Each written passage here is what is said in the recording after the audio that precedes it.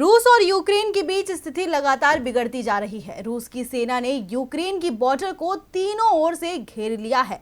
America, Britain रूस को Ukraine से दूर रहने की चेतावनी दे रहा है, लेकिन पुतिन किसी भी दबाव में आते नहीं दिख रहे हैं। इस बीच भारत ने भी यूक्रेन में रहने वाले अपने नागरिकों को अलर्ट जारी कर दिया है और देश छोड़ने को कहा है।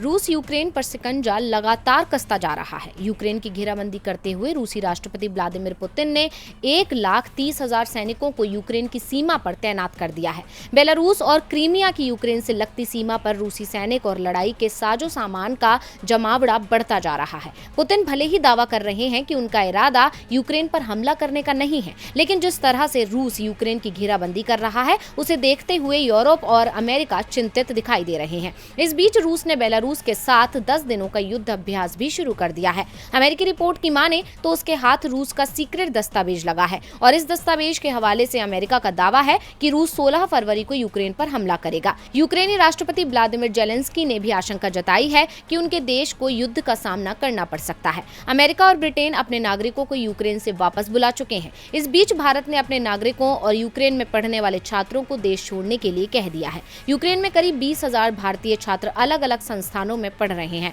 भारतीय दूतावास ने यूक्रेन में रह रहे भारतीय नागरिकों को एडवाइजरी जारी करते हुए कहा कि यूक्रेन के मौजूदा अनिश्चित माहौल को देखते हुए भारतीय नागरिकों, खासकर छात्रों को यूक्रेन छोड़कर अस्थायी तौर पर स्वदेश लौटने की सलाह दी जा रही है। भारतीय नागरिक बिना किसी आवश्यक काम के यूक्रेन की यात्रा न करें और वहां मौजूद नागरिक भी अनावश्यक घर से बाहर न जाएं। इसके साथ ही यूक्रेन में रह रहे भारतीय नागरिक लगातार भारतीय दूतावास के संपर्क में बने रहें।